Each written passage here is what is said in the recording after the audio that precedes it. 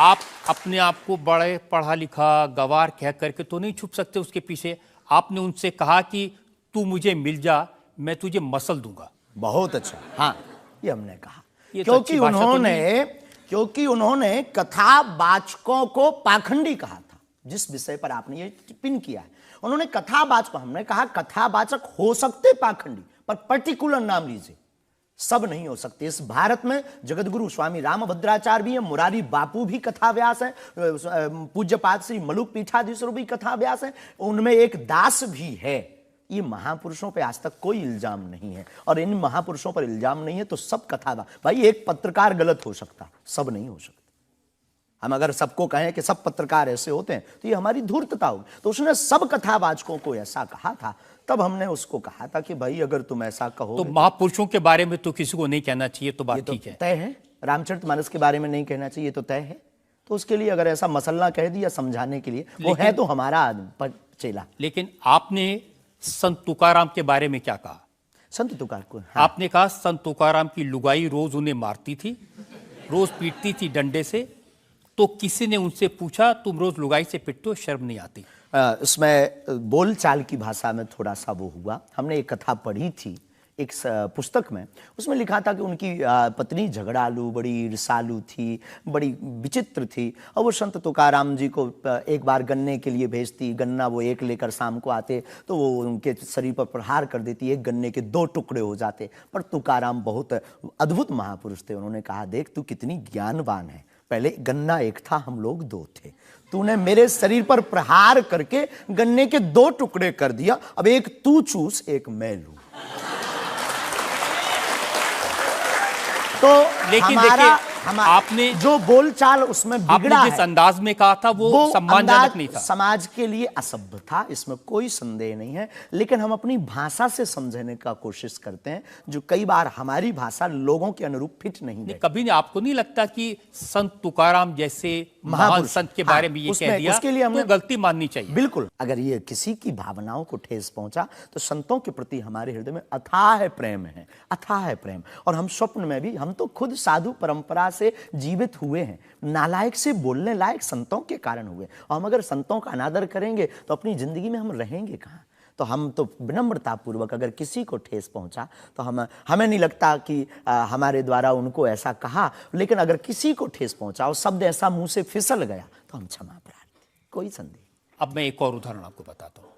अच्छा किया कि आपने क्षमा प्रार्थना की, करना ही चाहिए साधु संतों के बारे में, अगर गलती से मुंह से कुछ निकल जाए, बहक करके अगर हो जाता तो कोई दिक्कत। आप बात कर रहे थे साईं बाबा के बारे में, और आपने कहा कि हमने सुना वो चांद मियां निकले। हाँ सुना। आपने कहा कि कई बार लगता है कि 33 कोटि क्या कम पड़ गए, और समझदार के लिए इशारा काफी है जी। जिन साईं बाबा को करोड़ों लोग मानते हैं, करोड़ों लोग की श्रद्धा उनमें है, उन्हें भगवान मानते हैं, उनकी पूजा करते हैं, उनके मंदिरों में लाखों लोग जाते हैं, उनके बारे में इस तरह की भाषा?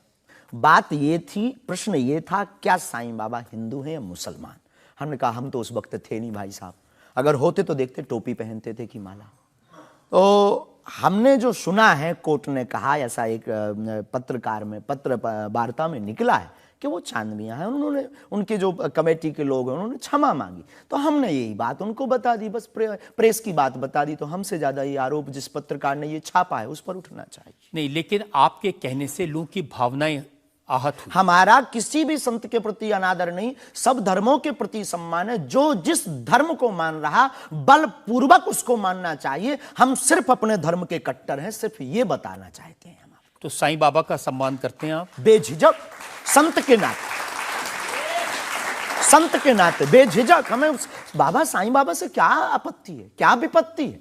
हमें अपने आप से आपत्ति नहीं है, हमें किसी साधु से कैसे आपत्ति हो सकती? क्योंकि जिस सनातन धर्म की आप बात करते हैं वो वसुदेव कुटुंबकम, सबसे पहले तो संयम, धैर्य, भाषा पर नियंत्रण, ये सब। लेकिन कब तक धैर्य, कब तक संयम?